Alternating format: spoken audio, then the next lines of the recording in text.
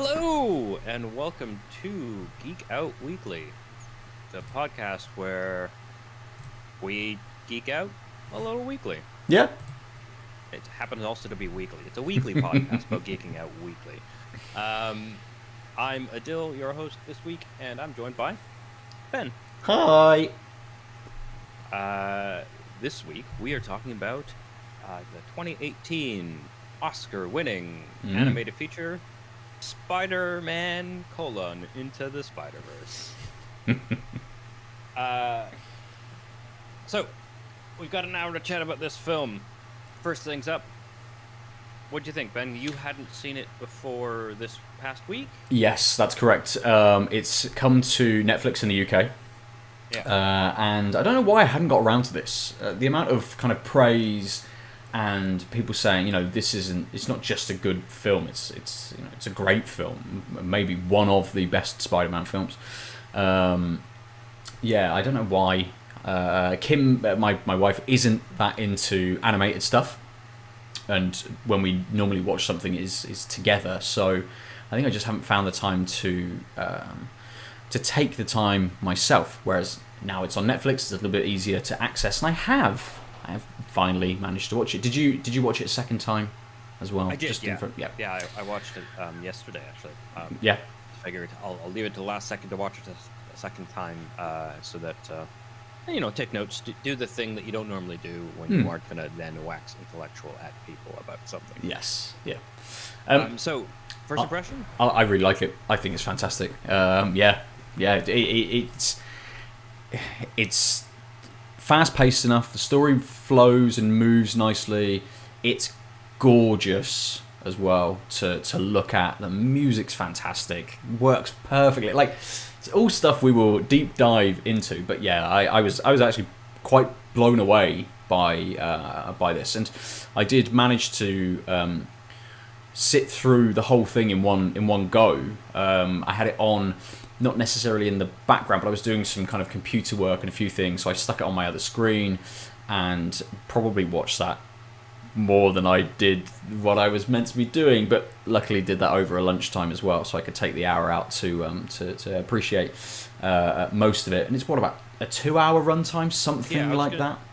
It's an hour 58 minutes, I think, including the full credit sequence, which we'll talk a little more about. Yeah. And I think when I first found that, I was like, oh no, because like superhero movies are often like, just let's make it 2 hours. I was like, this would be so much better at 90 minutes. But actually, it flies by. Yeah, it does. Like, it does not feel like a 2-hour film at all, which just speaks to how well it's made. It's also so. I guess let's start with your impression. I think let's start with story, and then we'll move on to some of the more aesthetic stuff, because I think that could cause us to go ramble on too much, because boy, as you said, is it a beautiful film. Yeah. So rough recap of the film, if you haven't seen it in a while or whatever, we start with do we start with Miles? Oh, no, we start with an intro montage, which also is like a repeated thing, which is a spider person saying, this is how I got here. Very classic movie trope, but it works so well. And it's Spider-Man telling his story that he's about to fight bad guys, etc. He is the Spider-Man we all know and love.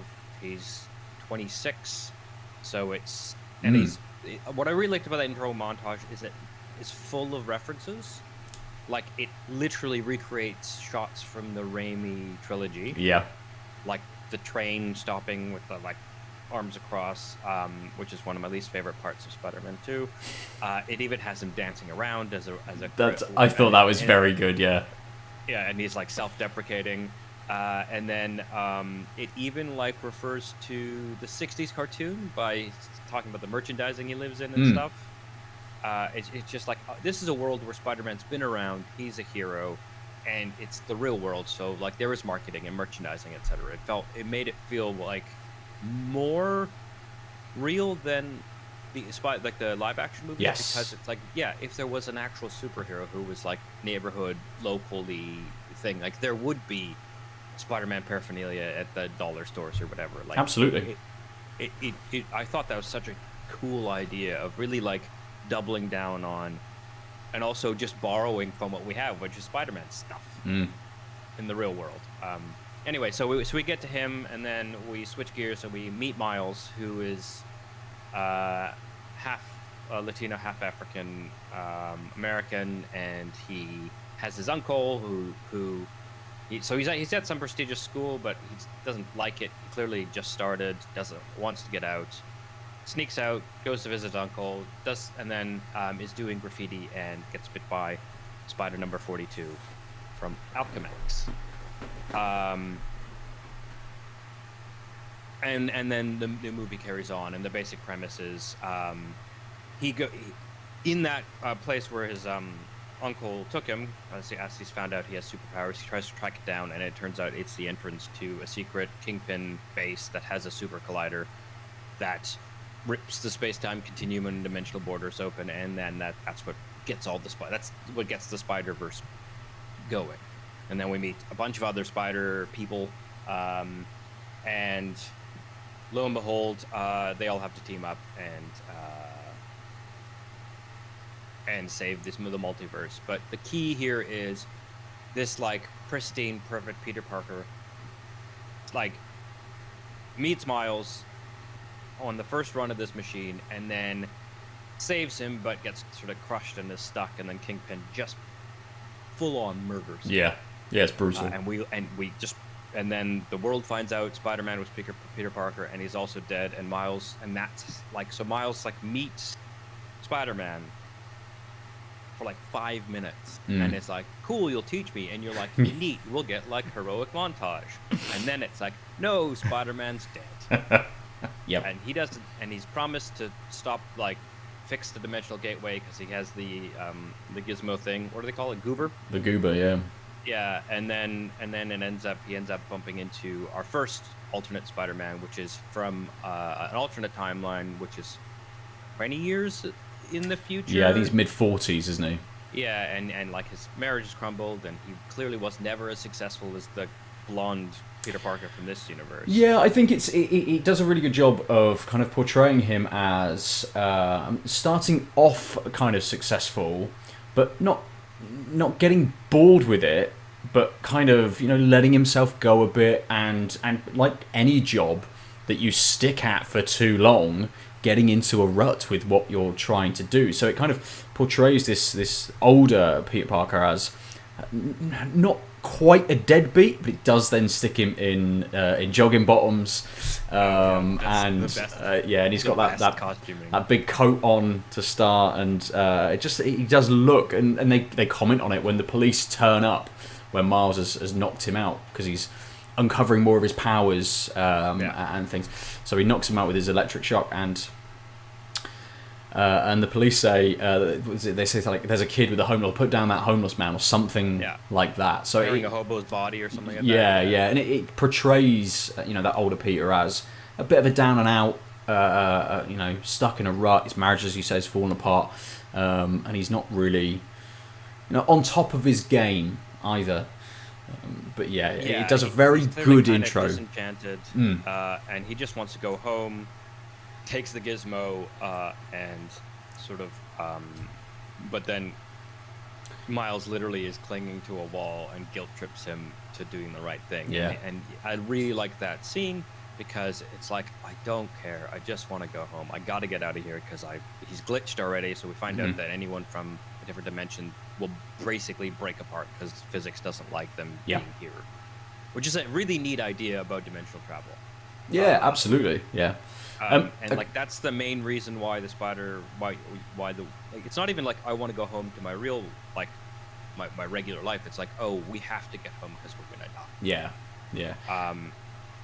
I think is another point from the introduction for that Peter Parker. I think they do a really good job of giving you a little sort of slice of who Miles is, and then they intro him a little more slowly than any of the other characters. They allow you to uncover kind of who he is, what kind of kid he is, and understand at what point in his life, the social situations that he gets into when he meets, I can't remember what she calls herself, Gwanda, at the start of or towards the start when he goes to Visions Academy. So there's some really good stuff which kind of show that he is this, this teen who is a bit of a geek, who kind of falls over himself a little bit, and you get that as well as he's uncovering his powers, the way kind of things explode around him and stuff. I mean, yeah, so that was one of the things I was going to touch on, which is I think that the timing of and the way they portrayed Miles is so well done. Yeah. Because they know it, right? They tag him saying, "Oh, it's puberty. I don't know what's going on. What is going on?" So after he gets bit by a spider, he has this suddenly his voice is really loud, and aesthetically it's really cool because that's when we first start seeing comic voiceovers. Like the panels of text that are supposed to be, your thoughts. You don't get that until he has his powers and he's confused, and suddenly he's like feeling and seeing everything more amplified, and that's when you literally see his thought bubble sort of things, which I thought was such a cool move. But the powers being a metaphor for body changing and not understanding and being clumsy and awkward. The fact that they made him grow a bit taller, such that his trousers were not long enough, again, so well done, right? You're like, Spider-Man didn't grow, right? That's not a thing. You don't grow limbs, but like spiders have lanky limbs, and it made him awkward and more trippy. And again, it just like shoves that puberty metaphor in, but not in a like clumsy way, just like a really smart way of doing that. And then like he clearly has a thing for Gwen when he meets her, and then he tries to do the like shoulder touch thing that his uncle teaches him, and then he can't control the sticking, and he can't let go of her hair, and that's just a bit. It's just this hilarious kind of panto type bit that ends with the nurse's office and shaving, like basically giving her a badass side shave, hipster haircut on one side, it's a side mullet as some people call it.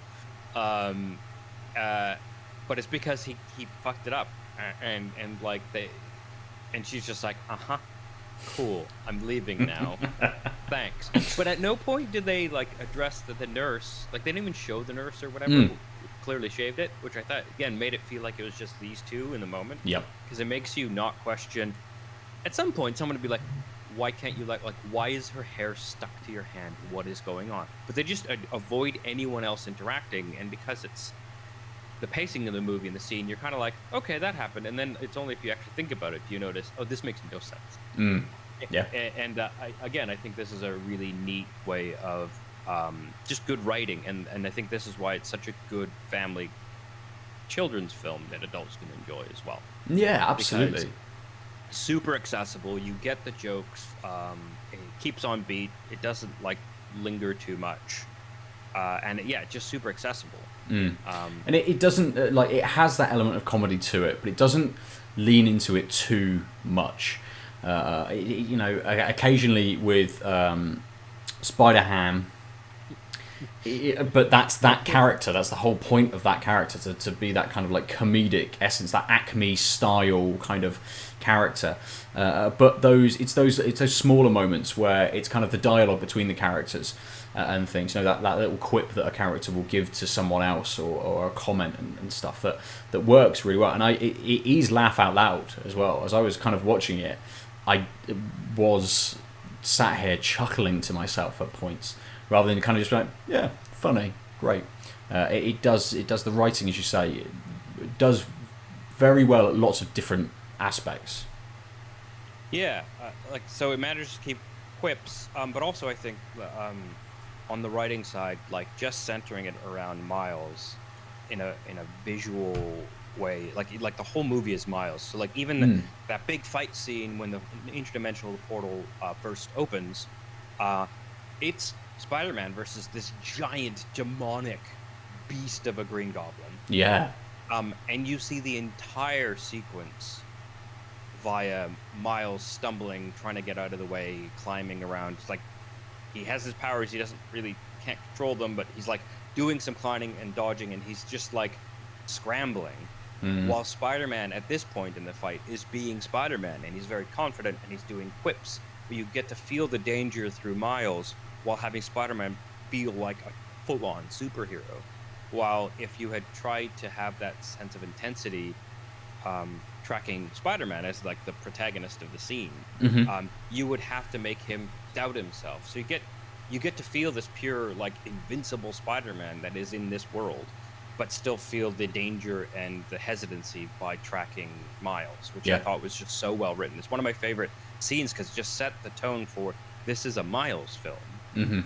But also with very little effort, like because Spider-Man is this bright, shiny guy, it sets up where he lives in that universe, that he is just like the end of each Spider-Man film without the like second act doubt or whatever that you have to have. It's just like, no, he's just the shiny, always wins guy. Like he's top of his game Spider-Man.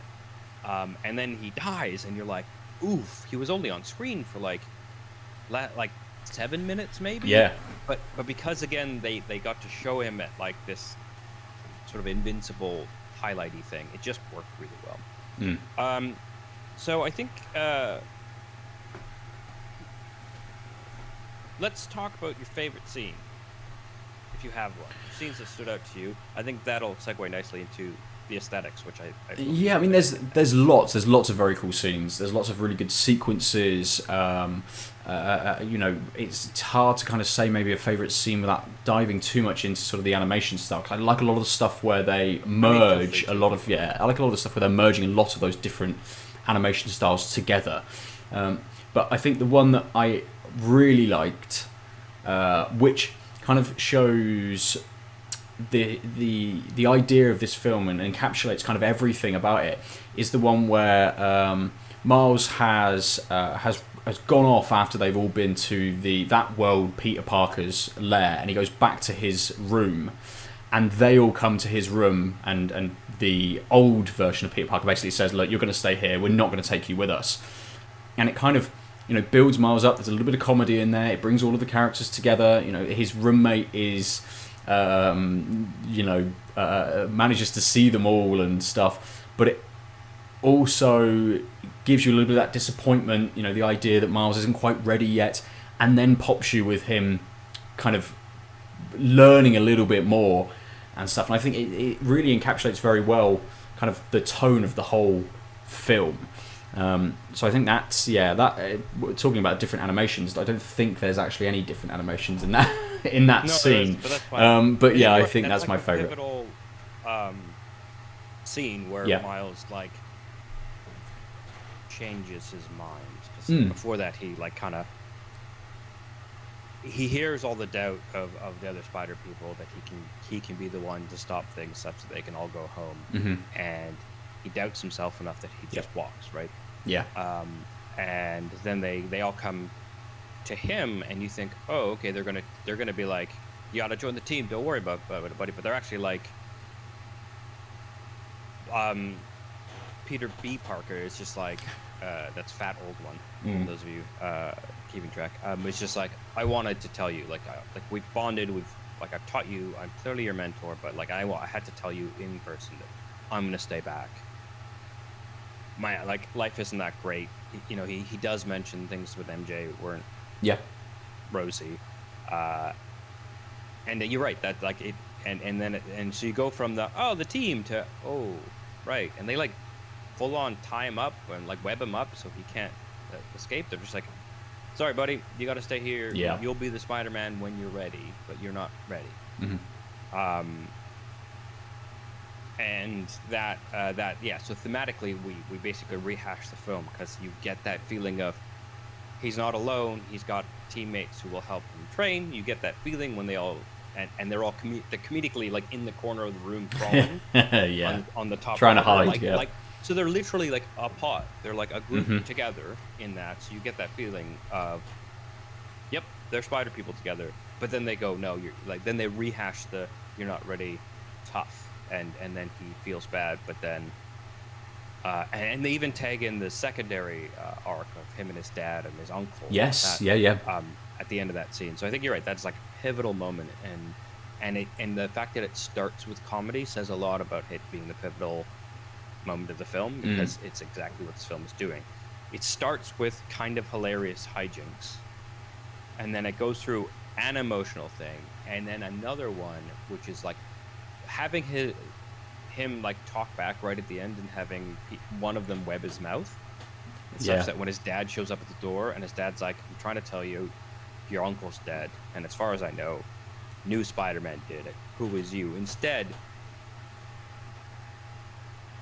he is just there listening and wants to talk to his dad because he knows his dad's brother's dead, and he knows his dad's in pain, and his dad is reaching out, and he can't bridge the gap that he wants to, because he's all webbed up.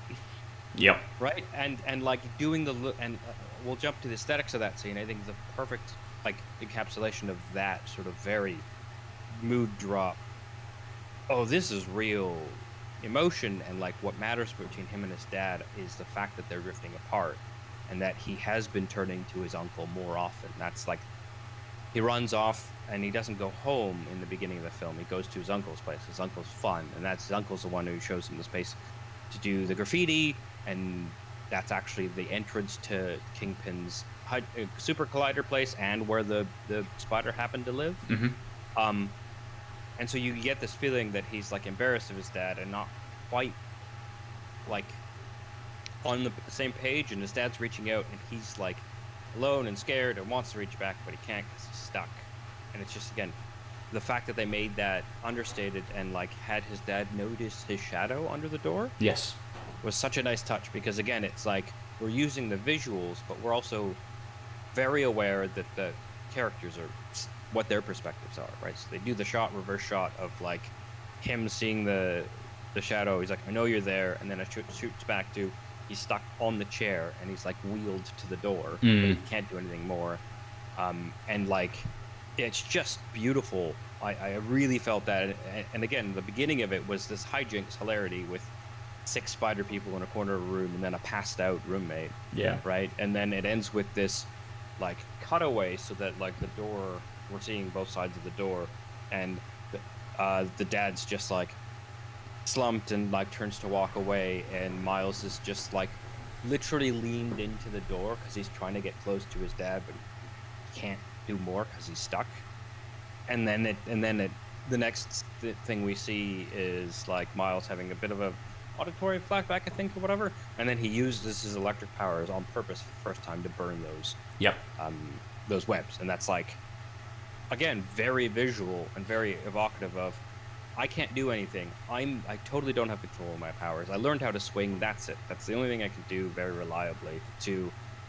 I just got to do, and that leap of faith thing. His leap of faith is actually trusting himself and just like, nope, I'm just gonna get out of these webs, right? Yeah, and I think the scene having, the scene wouldn't have worked as well if his dad hadn't showed up, because that gives him some of the motivation to to change that element. Before he was kind of like, yes, I'm down, I couldn't do this, I couldn't save my uncle, I'm not part of the team, I can't help everybody out. Now my dad suddenly is like, I can't talk to him, I can't reach out to him, and I think that is that kind of turning point for him, where he's like, I have to do something. I don't want this to be how it is going forward. And we again, we see that at the end of the film, where they kind of, do they come face to face for the first time since that kind of scene where it's still in full Spider-Man costume, and he goes up to him and he's like, "Hey, thanks for helping out," sort of thing, and then like gives him a big hug. Oh, and it's the same hug he does. So when he's running away, he like goes back to his uncle's place because he's like scared, and he wants to confide in him, and then he finds out his uncle's a prowler. Yep. And then after that big chase scene, he goes home, because at the end of the day, that's his parents' place, and his dad's like, "You have to go back to school," and his mom's like, "Shit, he's clearly upset." Yeah. And like they think it's because of the earthquake, which was of course not an earthquake from earlier, but it's actually just like all kinds of stuff they don't know. But he gives him this big, like, I come to like your belly button, but I'm gonna wrap my arms around your giant torso. big on hug, and he does that same hug in costume, and it's a really credit to the animation that like you're like, surely he'll feel like this has got to, but he doesn't seem to recognize it. It's just like,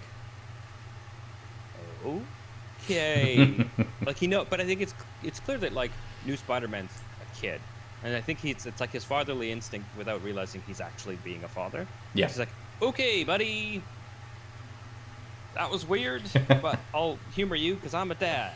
And it's like, no, you're my dad. You have to humor me. Yeah.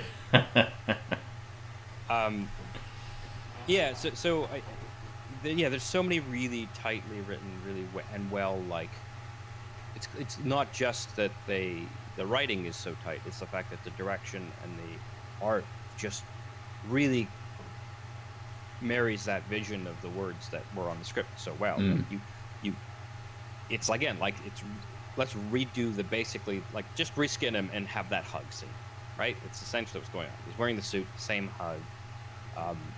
They even like have him like try and be a little deeper in his voice. Yep. Which is a callback to him pretending it was all puberty when he tries to like flirt with Gwen, aka Gwenda, the first time. It's really, really, really cool. Let's spend some time on the art. It's probably the art and soundtrack are probably the things that blew me away the most, outside of the writing, I think. But like, first off, when I first saw it, I think it was either on a plane or just a smaller screen, and I did not appreciate the like pixel dotting. It looks like comic print that this entire movie is. I just didn't notice it on a smaller screen or a lower res, and now I watched it on sort of a 4K TV with Netflix, so I could really see that, and it like within like the first 5 minutes, I was like, wait, this looks like a comic book. Like they've just got this filter on the entire thing with just like the dots of comic book printing, and it was like, oh wow, this is like really well thought out. It's like, it's not just that they have like ink lines for noses and stuff, like very, very comic stenciling for the aesthetic of like features. It's like, no, this is a comic book that is moving. Right? That is what they're going for. It also makes the cutaways to the montages of introductions, which all start with like a comic book cover. Whenever someone's like, this is my part of the story, it's like, here's a comic cover, like, and we're going to open up this comic book and tell you the story. This is the Spider-Gwen issue, or Spider-Woman issue. I thought that was... I like how that kind of transcribes across as well to when we were talking earlier about this being a lived-in world where there is Spider-Man merch and all of that sort of stuff. And in that scene where they all go back to his dorm room, his roommate is sat there reading a Spider-Man comic, and it reminds you constantly that this is is a comic, and where it's kind of its origins come from. Yeah, and same thing with like when he first starts having his sticking problems. He's running away from the security guard, goes to the security guard's office by accident, leaves through the window, and then like it's just like again, very family-friendly hijinks of like hitting his head against the window repeatedly, getting pigeons stuck to his hand. Like it's just ridiculous because, and he says a few lines of like, please, like, why can't you stop sticking? Oh, and then he's like on the wall and it's like, please don't stop sticking. And like he says a few lines that are just part of that scene, and he gets to his room and he sees the Spider-Man issue #1, presumably reprint that he has, and he just looks at it and he sees, again, in this it's like more yellowed, it's an older comic, older style, but it's the same scenes. Like there's one shot where he's like, well, please stop sticking, and he's like breaking ceiling tiles or whatever. In his sneakers, and then you see that a panel in this, and it says "Please stop sticking," and it's a different style of like an older building ceiling, but with also older, more vintage-looking shoes. But it's Peter Parker saying the same thing in the same circumstance, and again, it's that visual cueing, which I think works because it's supposed to be a comic, so you can be more over the top with your symbolism. Like if they were trying to make this more real, you'd be like, okay, like he reads the comic and he's like, oh, if it was like shot for shot, same thing, you might think that's a little too on the nose. But because it's a comic and he's looking at a comic, you're like, yes, the mirroring makes sense because they're the same medium. Yeah, absolutely. Yeah, so I really like that. Again, the fact that they held off on some of the comic book motifs um, until he got his powers were really smart. Like the thought squares that are very Spider-Man-y. Yeah. But the thing I really liked most about those is basically the fact that they were well aware and really used the 3D environment of 3D animation to, like, depth was such a big part of this film in a way that a comic could never be. Like some of the chase scenes, he's coming sort of at the camera. Yep. And one of the chase scenes, he's having these thoughts. And so you get the thought, like the yellow square with black inking and black border and black writing that are like his thoughts.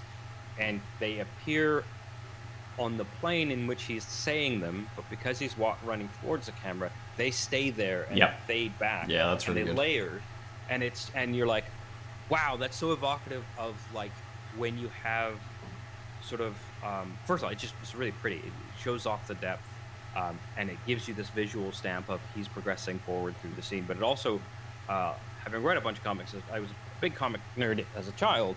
Often what happens is, some between panels, often it's like minutes in between, but when you're in the middle of an action sequence, often you have a whole page of like 6 panels that are in the space of seconds, and they're just like, and if you look at, so it's just like, and here's Spider-Man having this thought, and he's here, and now he's now he's sort of half upside down because he's doing a flip through the air, and it's just one panel later, and that felt so much like one of those sequences when he was being chased and having those. It's just like, okay, if you froze at the first time a new speech box appeared and just cut those frames together, it would be one of those sequences from comics. But it's fluid and it's dynamic and it's moving towards you, and you get this depth feeling that makes the world, despite it being a comic, feel more lived in and real because you have depth. I just thought like that was one of my favorite artistic choices, and they did it a couple times, but that was the first scene that happened, and you're like, whoa.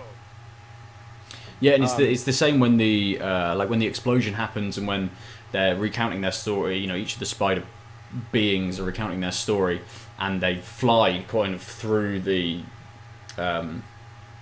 city to land up wherever they land. But you see that explosion kind of in the background, and then stuff rushes towards you as well, and you can. It's great because that shot of like looking over the city towards Fisk's headquarters or his building, where the Collider is. That is a comic book panel, absolutely, where it frames the shot really well. It's like, here is the bad guy's base, and it would you would expect it to come up in the top and just say like meanwhile, and it's just that kind of scene showing you where the next location is going to be. And I think they do that a couple of times as well, which works really well when they're shifting scenes or shifting locations. They frame it as a comic book would do so. Yeah. Also, so the cool thing that like they do when the explosion comes, it's like almost like an EMP wave that like knocks out some buildings and does the weird like janky the glitchy thing. Yeah. But again, in that it makes it feel sequential in that sort of panel by panel way, because the glitch is sort of, it's like the wave comes from the building, which is like way in the distance, to the more buildings in the foreground, and then you're like, okay, like a third of the distance from between the two, suddenly one thing has a janky glitch, and then another thing has a janky glitch, and another thing has a janky glitch. So you get this sense of progression from the same scene. Yeah. Again, which is, it feels very much like those sequences in comics. I really thought that like those little things are what makes the movie feel both more lived in than a comic, but also more comic-y than the other Spider-Man movies, which are live action or whatever. Yeah. I mean, I think we have to spend some time on talking about the art style meshing of the non-standard Spider people. Like, I think it's very smart to do Peter B. Parker, then Gwen as the first two, They come from similar styles of universe. It's just like Gwen and Peter were working, in some origin stories, were working in the same lab, and Peter gets bit, and so like Gwen being like, "Oh, I got bit instead." Yeah. Like they were both working with the spiders. I think this is the Amazing Spider-Man style origin story, like the Andrew Garfield, Emma Stone ones. Right. They both were working at Oscorp as like interns. And then we have further in time the old Spider-Man, who's clearly like a fall from grace version of their Spider-Man, like blonde Spider-Man. But then you get the other Spider people. So what we've got Penny Parker, Yep. who is the most bizarre thing that I did not expect. So like Spider-Man Noir exists in games even, right? And comics. Spider-Ham, I owned Spider-Ham comics as a child. But Penny, maybe she was in other ones, in the intervening years, but she is a preteen anime girl from the year 3000 something. Yeah. And she has a psychic bond with a spider who lives in a mech. Like an ogre-sized mech, we'll say. But also, she can jump into the mech. Yep, she can pilot it in a fight. So it's like, oh, so you both hang out in the mech? Yeah, I guess. And she's like a hacking expert, etc. She has like the least amount of screen time. Lines, I think. I think she's mostly just like a anime bit, which is unfortunate. I think so. Yeah, it's just almost another style that we can kind of throw into the mix and show those different ones. When they're fighting, especially like how that changes kind of as they progress through and merge different things together and stuff. And she does feel a little bit like she was put in just to have another style come in. Yeah. There's bits that kind of show off that we don't get the there's no kind of like lab work and stuff like this. You don't get how super sciencey maybe they kind of are through the scene. There's a little bit with the the whatever it is that the goober, and I think she's there maybe a little bit more to push that kind of super smart hackery style thing. Like this is another facet to Spider-Man. Okay, it's coming across in this preteen girl, but that element is still kind of there, and that's maybe not something that is shown off as much in Miles.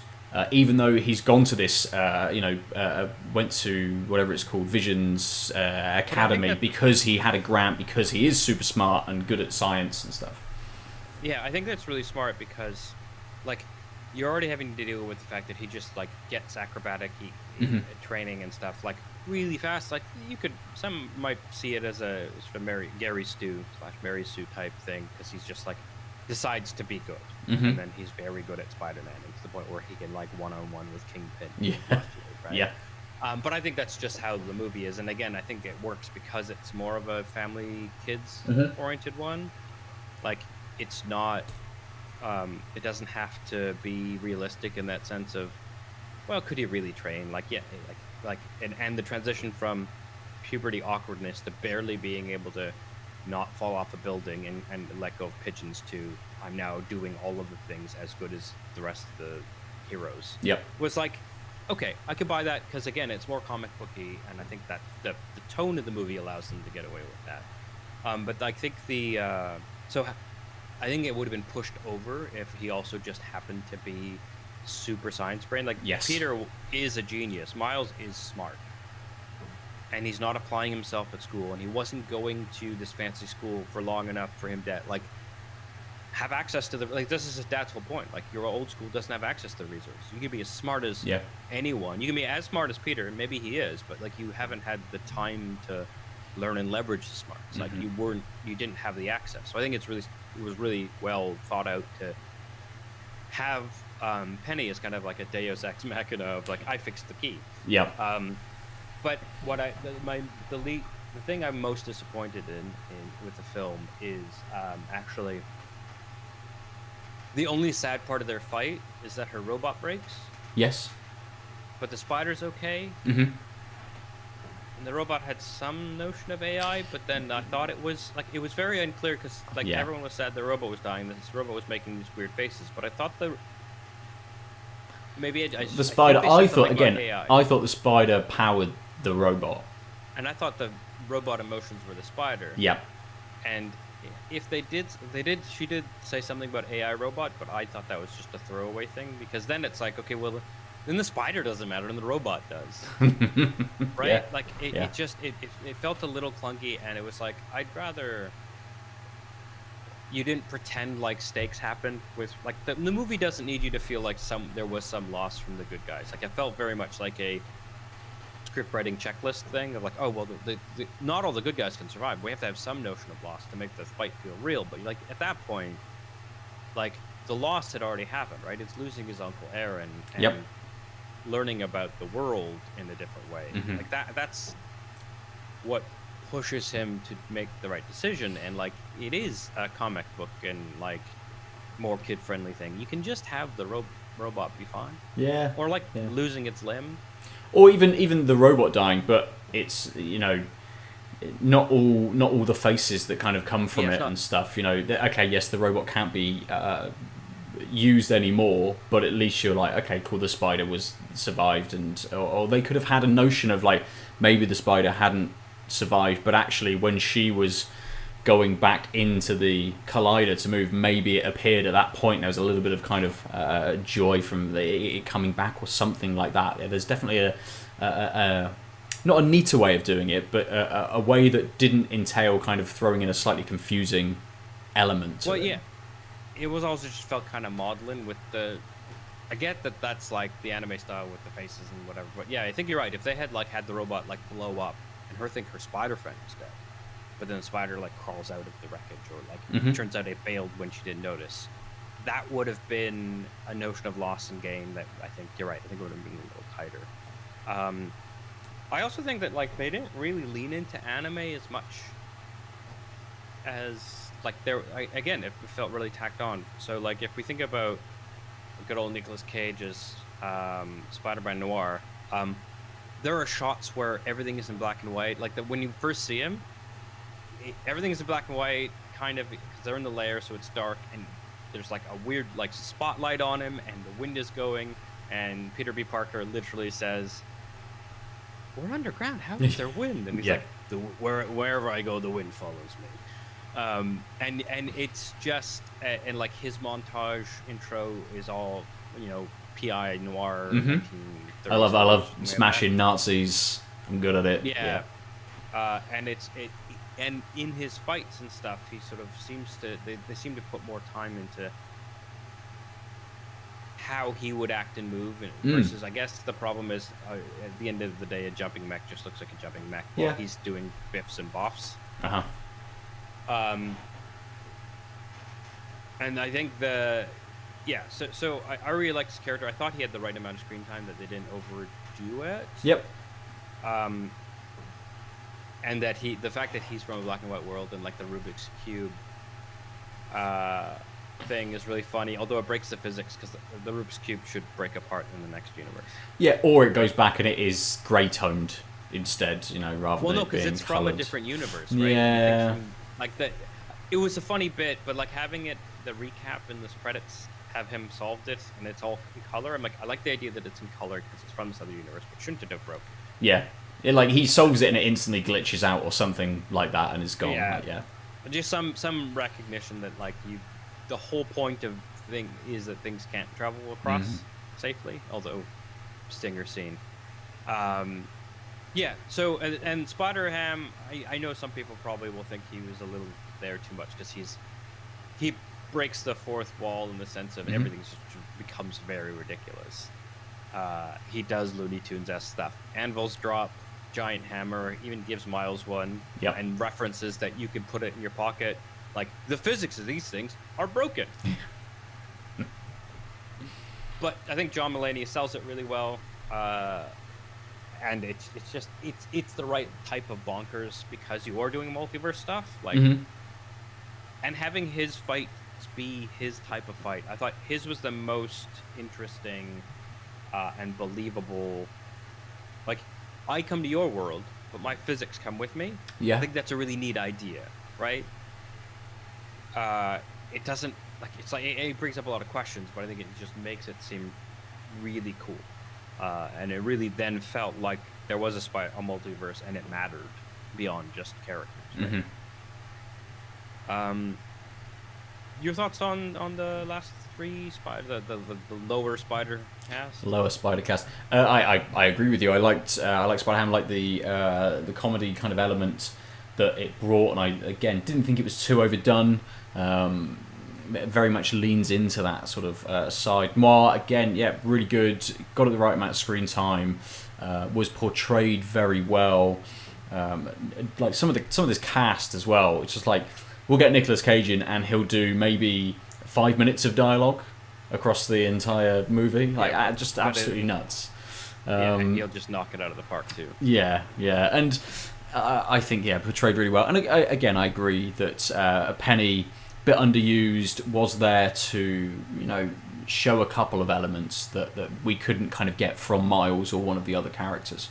There to sort of fill a gap, but also to be able to it may have come from whoever was doing a lot of the art for this, going, I really want to push myself, and I've never done anime before, and I really want to try something new. Is this something that we can kind of work into it? And it'd be interesting to see where the script writing and the storyboarding came, and how the artists were kind of involved in that, and how that evolved through the production of the movie. But yeah, fine. Be interesting to see if there is a sequel. Which there is one. Okay, so it alluded to at the end of the credits, or during the credits as well. That it hasn't just stopped.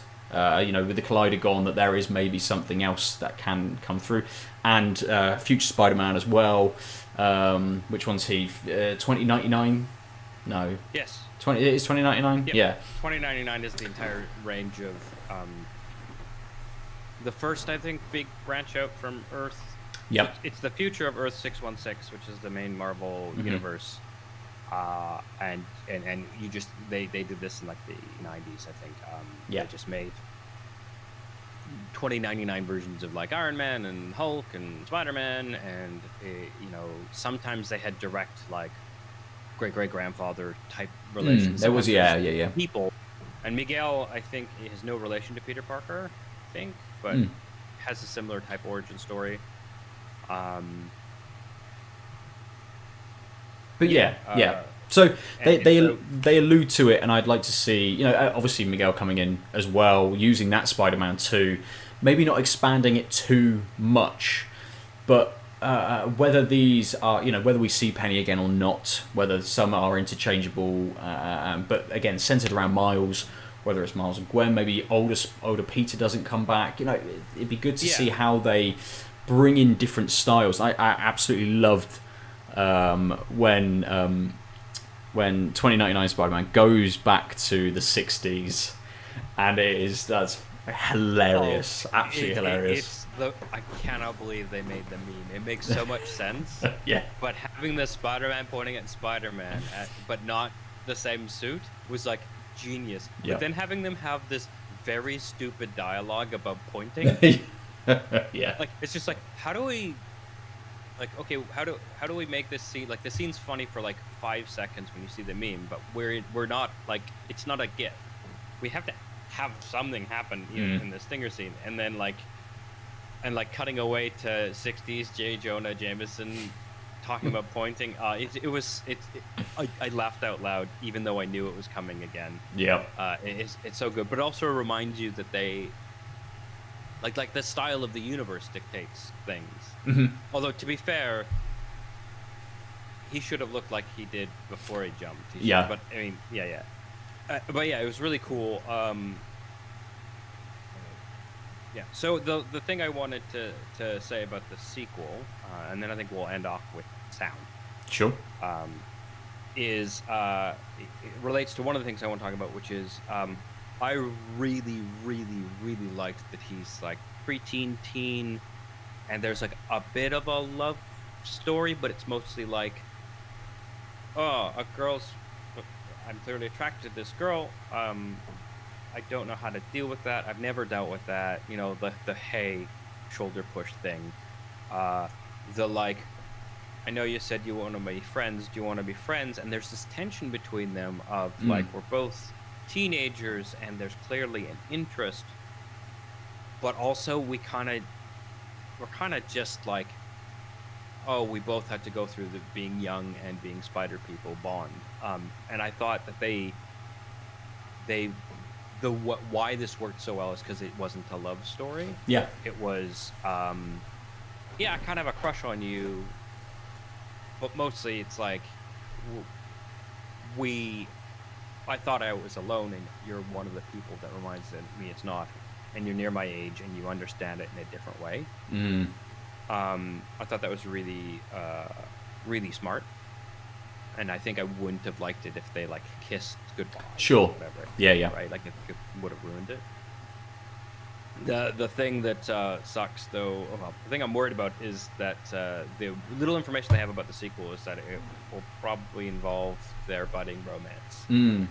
And I was like, you know, it's fast forward 2 years ish is the rumor, Okay. slightly confirmed rumor. It was like an offhand comment by Phil Lord, I think, the main writer. So it might work, right? Like, and I trust them because one of the things I love about this movie is just how well written and thought out it was. Like I said, the stuff about puberty, the stuff that they knowingly held back on the relationship to the betterment of the movie. If they're gonna push that forward, I don't think it won't be sort of central in the way that like Boy was the love story, and like the Raimi trilogy is great, but like it's a, I mean, arguably one of the reasons why it works so well is because it's kind of romance and love triangle stuff that make it balance. That's what drives those movies to balance. Yeah. And this is more like, this wasn't that, and I think that it would be a shame if it defaulted to that, because what makes it so interesting and unique is that it didn't do those tropes. Yeah, absolutely. I'm gonna let you tell me about what you think of the sound. Soundtrack. The sound of the soundtrack, it pairs very, very well with what they're with the visuals, but also with the characters as well. You know, it's uplifting when it needs to be. It especially when it kicks off with Mars kind of humming along to the song and not, you know, getting a couple of the words right, so but good. like knowing the tune, it works really well, and that comes back in later on as well. It sort of the soundtrack matches really, really well to the scenes, the characters, and I think overall the sound works. They don't drown out any of the characters when they have having their dialogue. Everyone sort of the timing of like dialogue between characters works very well. I think sound effects wise, you know, you're getting your thwips and your boffs and everything kind of matching the animation style to kind of the sound effects and stuff. It kind of just tops off you know, those visuals, and the visuals are kind of the selling point almost for this. You know, it's the first thing that you will notice. It's the first thing you'll pick up on, perhaps. But I don't think the sound is secondary to that. I think it accompanies it very well, and has been very, very well thought through to sort of say we need to back up these differing animation styles, and the way to do that is to really work on the sound from kind of environmental sounds and the dialogue to the soundtrack as well. Yeah, I mean, I think you're completely right. Also, I think it helps it feel like New York. Specifically, like there's a Brooklyn that he like he's in, and also a lot of the songs are diegetic, which if you're not familiar with the term, it means where the sound is part of the movie. It's not over top that we hear the movie, right? So often it's like turning up a stereo. Like when he's doing the spray painting montage when Uncle Aaron takes him to the secret canvas wall, right? He brings a boombox and he hits play, and you get the sense that they are listening to this tape while he's doing all this painting. Yeah, they do a lot of shots of like turntable spinning, cassette spinning, and you get this sense of, yeah, it is 2018-ish, but like people have older tech, and like and the tracks are more 90s 2000s. Like you got Biggie in there with Hypnotize for at one point, which again, I mean, for me it worked really well because I was around Miles's age when those movies were when those songs were like new, and I think that was probably planned to like, because they know there's people in their 30s watching the TV. Absolutely, yeah. Or nostalgia wise, and like the kids probably don't care if it's not a modern hip hop song, but you just get that nostalgia stuff for free by putting in. You know? So yeah, I really liked the track choices and the fact that like you said, the setting changes. The type of song changes depending where you're at, right? Yeah. And even the scoring in like the school is very different from when he's walking to school past all his old friends at Brooklyn Middle, I think it's called. You know, you get a more urban street type sound, and then he gets there and either you don't have any music, right, because there aren't people with ghetto blasters, or the scoring is very light, right? So you get this notion that this is a much more sterile, much more put together, uniform environment. I thought it was really, and I guess the one thing I would say about the score versus soundtrack, when it's not diegetic, certain characters have their own sounds, and like the Prowler's sound theme was really, really well done. Sort of deep, bassier. It made it, you know, it gave you the sense of danger, but not frenetic, right? Like, Prowler's scary because he's quick, but he's quick, but he's determined and stable, right? He's clearly a merc, like he's a mercenary. Kingpin's hired him, but I'm hired. I'll do my job. I always get my man, kind of like cold calculating. And even when like his bike gets hit by a car or whatever, you just see him calmly perched on the top roof of the building, unruffled.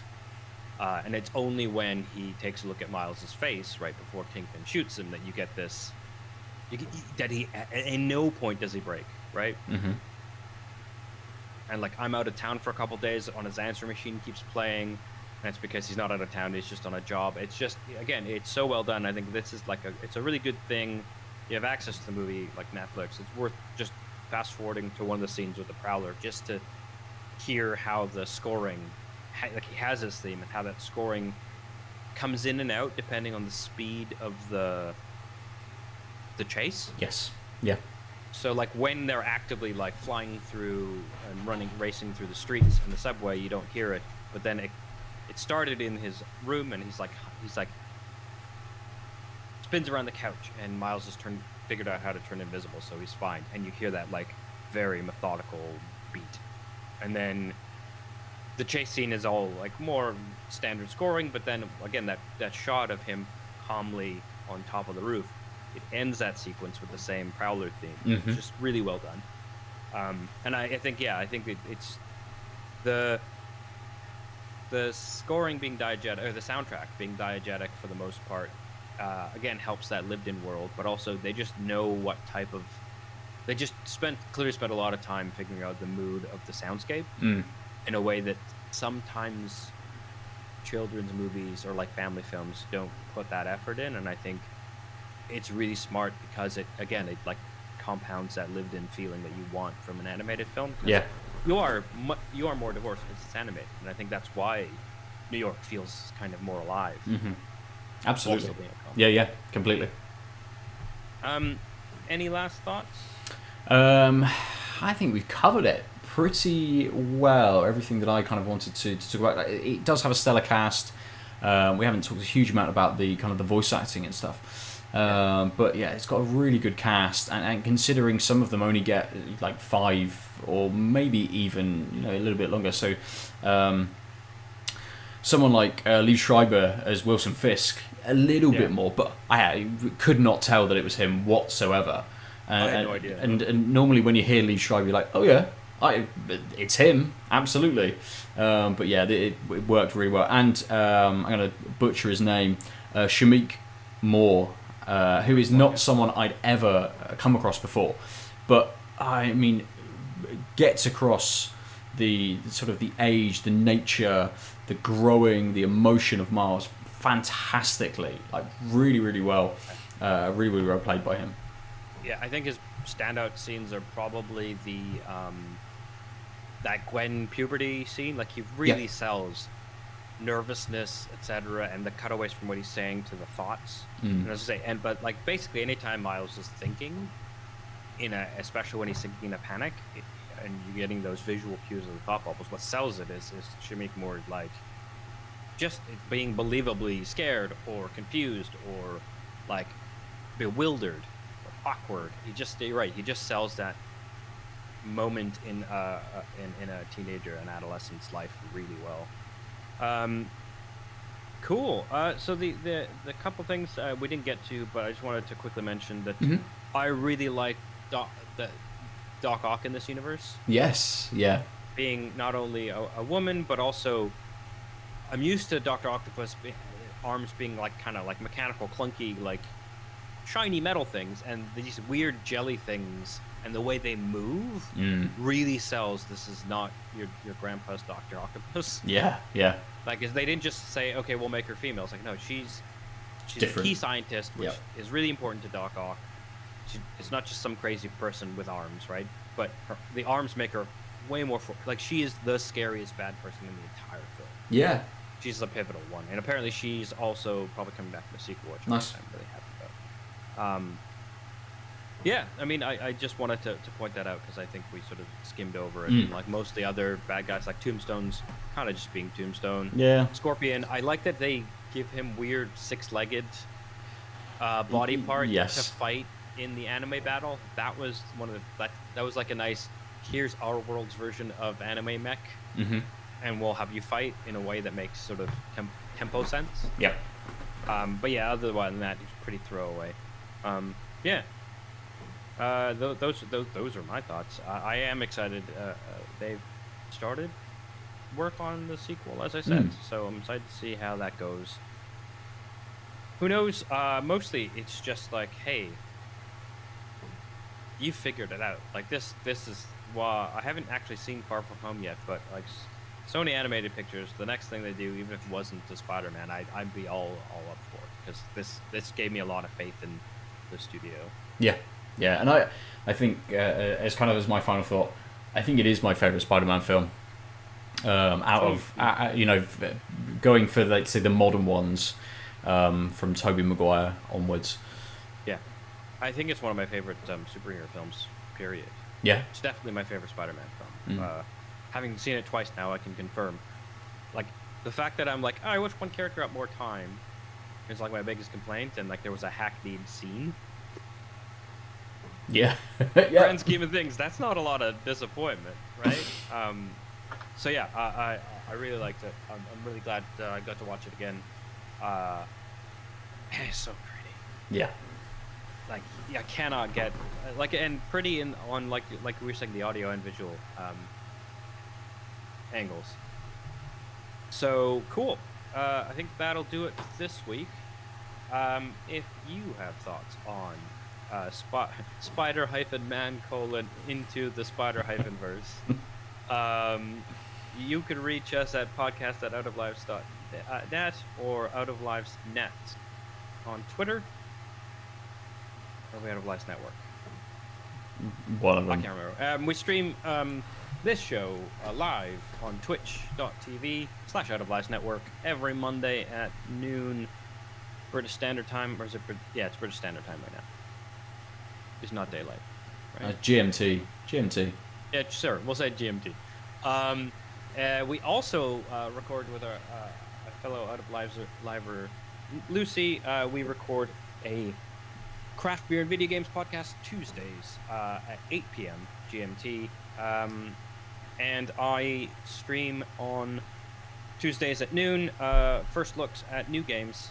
Last week was The Falconeer. I'm not sure what I'm going to do tomorrow, but it'll already be done by the time you hear this on your podcatcher of choice. You can reach me at the Omniarch, TheOmniarch, and Ben at Nova_47. Yeah, and also on the Instagrams and all the other things. That's who we are. If you could leave us a review, like, subscribe, follow, rating, depending on how you are imbibing this podcast.